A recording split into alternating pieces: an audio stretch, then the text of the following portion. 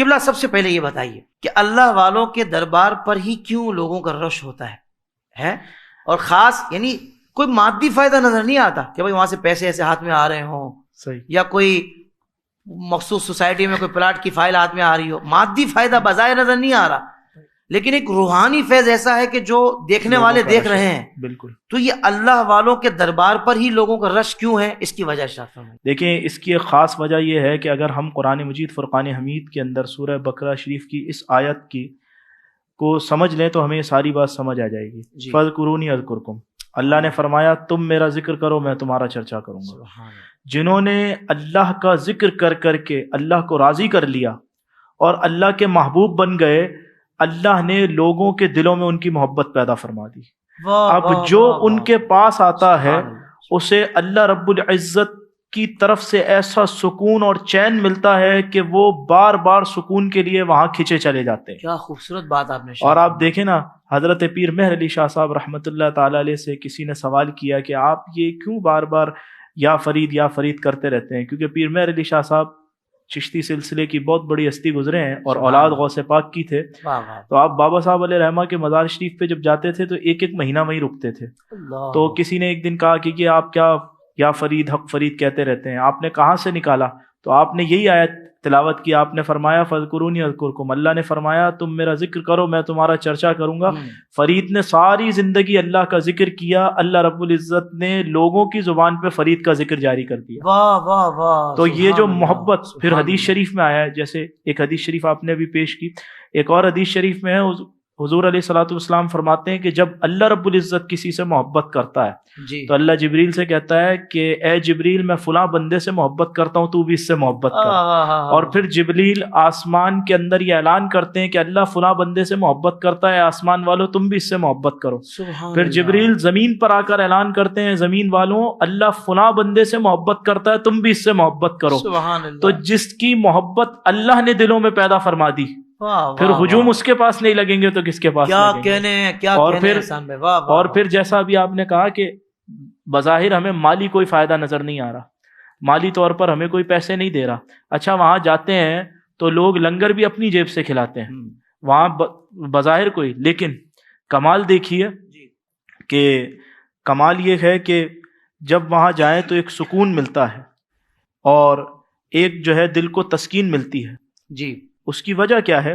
اس کی وجہ یہ ہے کہ حدیث شریف میں آتا ہے حضور علیہ الصلوۃ والسلام نے فرمایا کہ ذکر کرنے والے کے پاس بیٹھنے والے بھی کبھی محروم نہیں رہتے۔ اللہ واہ واہ، یعنی جو اللہ کا ذکر کرنے والا ہو اس کے قریب بھی جو بیٹھے گا وہ کبھی محروم نہیں رہے گا۔ سبحان اور ایک بزرگ علیہ رحمہ کے حوالے سے آتا ہے کہ ان سے کسی نے سوال کیا کہ حضرت ذکر کرنے والے پر اللہ کی رحمت ہو یہ سمجھ آتا ہے، لیکن پاس بیٹھنے والے پہ کیسے ہو سکتی ہے؟ تو حضرت نے فرمایا کہ تم میرے سامنے بیٹھ جاؤ۔ وہ سامنے بیٹھ گیا، پیچھے ایک بندہ حضرت کو پنکھا جل رہا تھا، حضرت نے فرمایا بھائی آپ کو ہوا آ رہی ہے؟ اس نے کہا جی آ رہی ہے۔ کہا پنکھا تو مجھے جل رہا ہے۔ وہ کہا میں آپ کے قرب میں بیٹھا ہوں اس لیے مجھے ہوا آ رہی ہے۔ کہا کہ جب قرب میں بیٹھنے سے پنکھے کی ہوا آ سکتی ہے تو پھر رب کی رحمت بھی آ سکتی ہے۔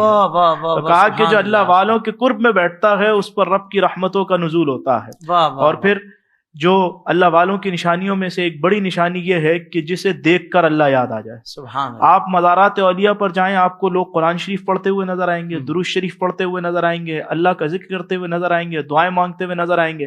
جن کی قبریں اللہ کو یاد دلا رہی، جن کی قبریں لوگوں کو یاد کرا رہی ہیں کہ اپنے رب کو یاد کرو، ان کی پھر ولایت کا مقام کیا ہو۔ سبحان اللہ۔ تو یہی وجہ ہے کہ مزارات اولیاء پر لوگوں کا رش ہوتا ہے کہ جب لوگ وہاں جاتے ہیں تو جو صاحب مزار پر رحمتوں کا نزول ہو رہا ہوتا ہے اس کی چھینٹیں لوگوں پہ بھی پڑتی ہیں، جس کی وجہ سے اللہ چین و سکون پیدا فرماتا ہے۔ تو مطلب تو یہ ہوا حضرت آپ کی گفتگو سے کہ یہ اللہ کی رضا پانے کے مراکز ہیں۔ بالکل ایسے، یعنی مقصود تو اللہ کی ہی بندگی ہے، مقصود اللہ کا ہی ذکر ہے، اللہ کا ذکر۔ اب دیکھیں ایک بندہ گھر پہ بیٹھ کے اللہ کا ذکر کر رہا ہے اس کا لطف الگ ہے، اور مسجد میں کر رہا ہے اس کا لطف الگ ہے۔ اچھا مسجد میں بھی تنہا الگ ہے اور اللہ والوں میں کر رہا ہے، کیا بات ہے، تو اس کا لطف الگ ہے۔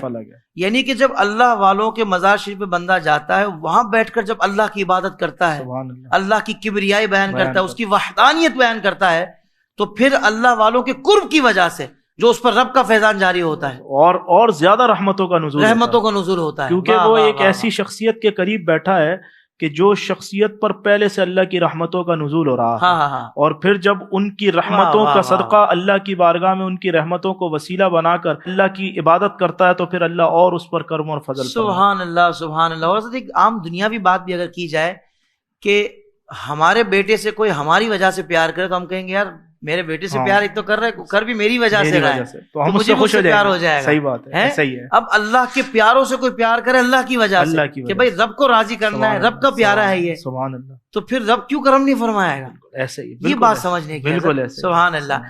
سوشل میڈیا پر اسلام کی صحیح تعلیمات جاننے کے لیے ابھی حافظ سائر قادری کا نیا YouTube channel Islamic digital studio subscribe کر لیں، اور ہاں نوٹیفیکیشن بیل آئیکن کو بھی پریس کر لیں تاکہ ہماری نئی ویڈیوز آپ تک بر وقت پہنچ سکے.